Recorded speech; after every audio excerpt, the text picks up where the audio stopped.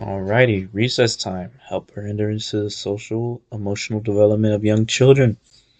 This is presented by your boy Kenny, aka Kenneth Smith III, but the article was made by Carolyn Mack and Natasha Kostova, published 2023. The article had stated the benefits of recess and had gone through the downsides of recess as well, based off of research on both sides, and we're going to start with the good. The article stated recess offered cognitive, social, emotional, and physical benefits, and they had based that information from the American Academy of Pediatrics, or AAP. Research has showed that most students prefer outdoor activities and play compared to being in school. Is that really much of a surprise to y'all, though? I mean, just think about, would you rather be in class, just writing and doing all this stuff where you're just sitting down for hours and hours, and then you get this time. You can just kind of do you. And then playing outdoors and recess was also stated within the article that it helps build groups. Basically, it builds social, like how you act socially in your brain, and it impacts how you move outside and inside of school. Recess. Double-edged sword. Now, it is stated in the article the good and the bad.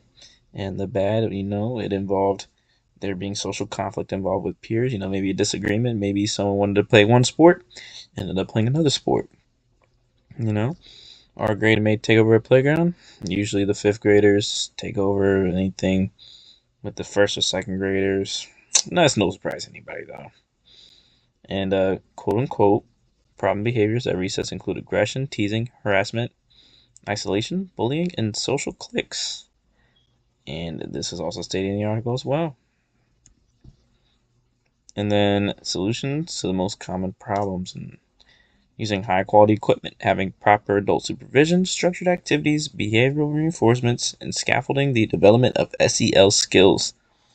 Now, basically, using higher quality equipment, it gave the students more of an opportunity to unleash their creativity. But this had to be done. Otherwise, recess, it just wasn't as fun to the kids. And having a proper adult supervision, you gotta have it. You can't just be the adult and just not be watching the kids. Because then when you're watching the kids and the kids talking crazy to each other, next thing you know, it's like boom, boom. You know what I mean? And then they got beef and all that. You gotta just have the proper adult supervision. This will help maximize the fun and minimize bullying, because that was the most common issue when it came to the kids and why they didn't like recess. And continuing with the solutions, having recess for different grades to combat any chances of any particular grade level taking over. So basically, have a recess for the first, second, third, fourth, and fifth graders, and having the adults train. Not just having adults out there; they're just randoms. You got to have them trained to make sure and maximize the fun that the kids are having, and be able to have cues, or maybe there's certain things that students say or act, and giving more options of equipment, more tools of fun for the kids, and also so they don't have to fight over, who's gonna get on the swing, like have multiple swings if possible. As that's just an example. And there's a study called the Recess Project that proven that adding all these elements did increase the fun and the mindset of the students.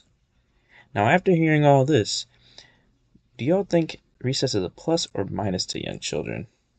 And why? Because, there's good and bad to it. You had the bad as in some kids were getting bullied and their mental health, was down the drain.